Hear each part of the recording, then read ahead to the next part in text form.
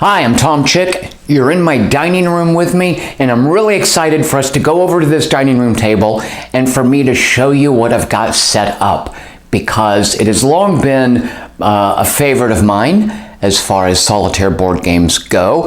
I think it is underappreciated. It's a bit of a gem. Can't wait to show it to you. Oh, by the way, hey, it's Friday, April 17th, Friday, 2020. But before I show you what's set up over here, this game that I really like a lot, someone mentioned yesterday, a Hazy Silhouette is his name. Fella in the comments section said, in relation to a game I was ranting about, Dice Hospital, said, what do you think of Set a Watch? You should maybe check that out. And I have checked it out, and when he said that, I was like, oh, yeah, I liked that game. I should go check that out. Maybe I should set that up on the dining room table. Guess what?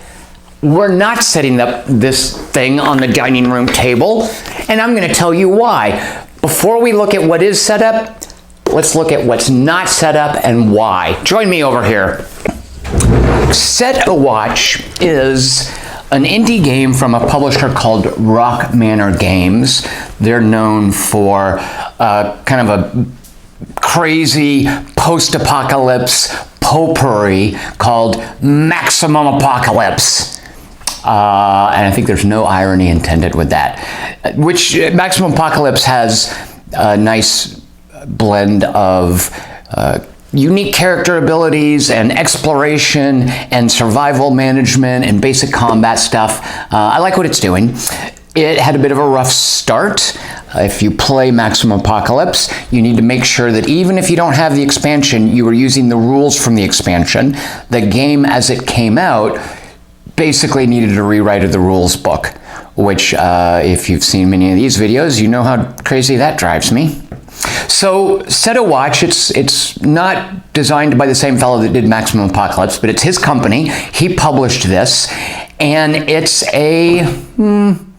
not really a dungeon crawl. It's an adventure fantasy game puzzle, and I want to show it to you. The box, you open it up, and then here is partly the board. It's a camp, and part of what happens in this camp is that the different characters' abilities are used in different ways to help your party fight monsters. So one party member always goes to the camp, and then the other three party members, they are going to fight the monsters. And one of the cool things in this game is the way it uses these colored dice, and I think this must be why Hazy Silhouette thought of Set a Watch when I was talking about Dice Hospital.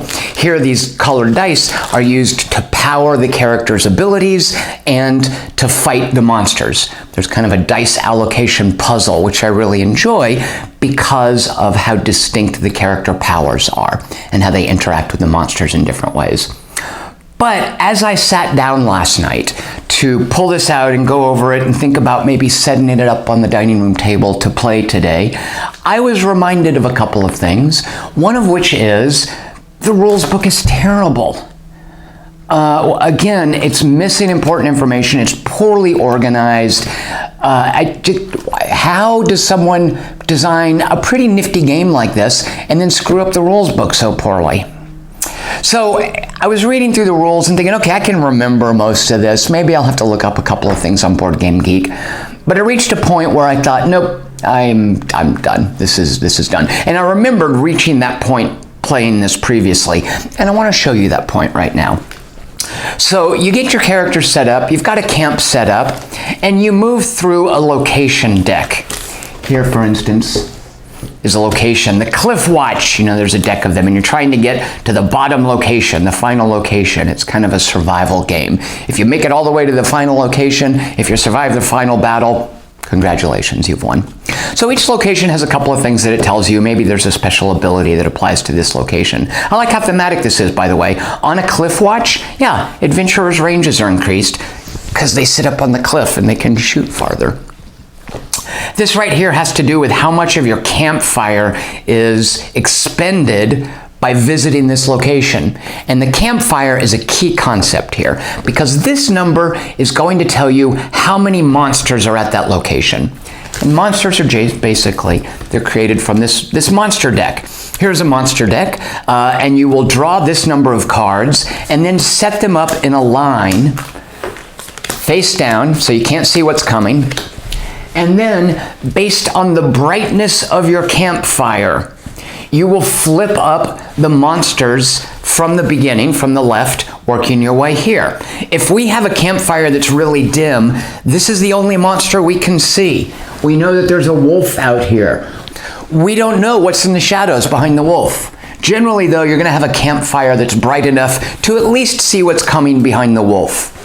So you can't fight these things until you get these out of the way, and then the campfire illuminates these. A really bright, helpful, nice campfire, yeah, maybe you can see 3 monsters in.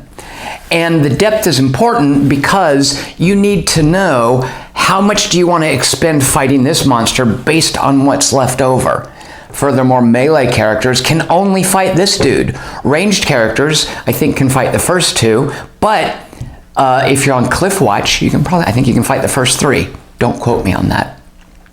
So the monsters are, I just want to look at this. These are their hit points. Let's just look at this really quick. As you can see, a wolf, 4 hit points, pretty straightforward. Anybody can fight a wolf. Look at a forest giant, 8 hit points. All right, twice as tough as a wolf. Gonna take a bit more effort. Maybe we can do it. A fell beast, 11 hit points. In addition to hit points, monsters are not just numbers, they're also abilities here. They might have an ongoing ability, or they might have an ability that doesn't kick in until they get to the first position.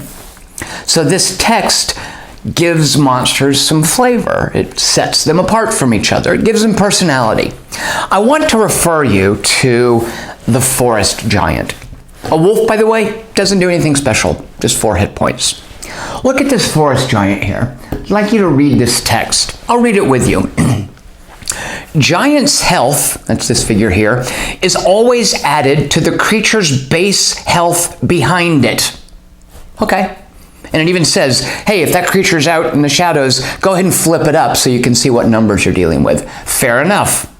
So this giant's health is added to the creature's base health behind it. Here's the fell beast. This fell beast will have 19 health. The giant has 8 health. Okay? I mean, yeah, I see what that's telling me to do. I'm not sure why. I guess the giant is helping defend it or whatever. But yeah, so I fight this. I fight the giant. And now his ongoing ability is gone. So am I supposed to remember that he's got 19 health now? Okay, maybe I do that with tokens or whatever.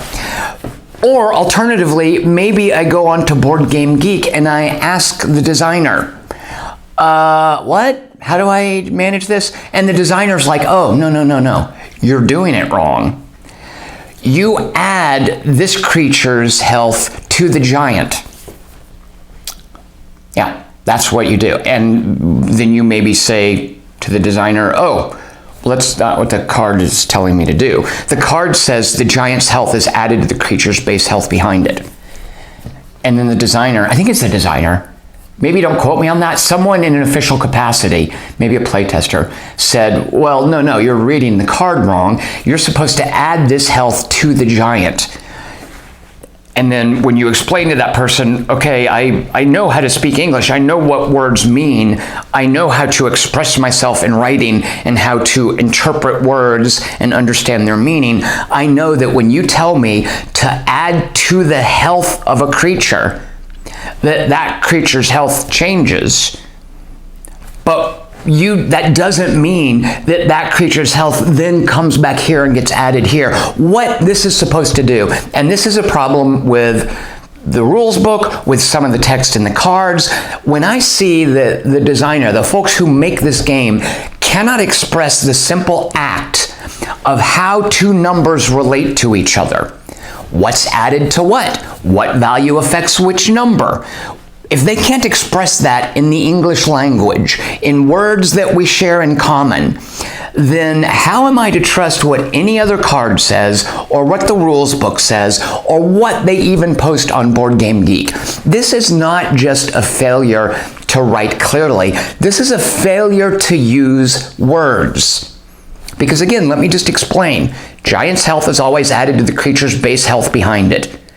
This 8 is not added to this 11. That's what the text tells me. The intent, I would have no way of knowing this if I hadn't been told this online, is that this 11 is added to this 8. The 11 stays unchanged. The 8 is increased to a 19.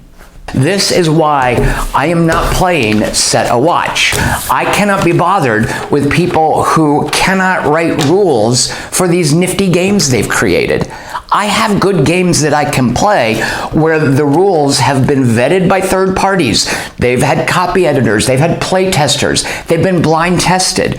One of the things that the fella, and I don't mean to pick, by the way, I don't mean to pick on the guy that did Set a Watch, because there's some cool design there. But one of the things that he said in that thread was, well, no playtesters had an issue with the way that this was written. That doesn't say anything about what you've written. That says something about your playtesters.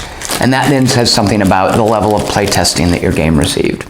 So we're not playing Set a Watch. Nope, we're going to play something with a meticulously, thoroughly, exhaustively written and well-organized rules book. We're going to play something that I think is really clever, that I have had lots of questions about, and I have invariably been able to answer them by reading the rules closely. It's a first-time designer, and it's just something that I really like a lot, and I've just been waiting for the right time to get it out here and either write about it or show it to you guys.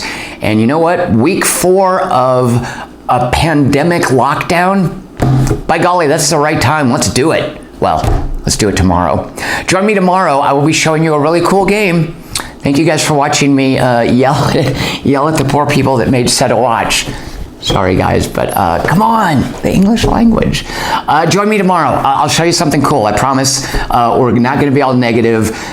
Tomorrow you're going to hear me burbling enthusiastically about a game I really like. So come on back then. I'll see you then. Happy Friday to everyone. Let's have a great weekend. See you tomorrow. Cheers. Oh, shoot a monkey. Ugh.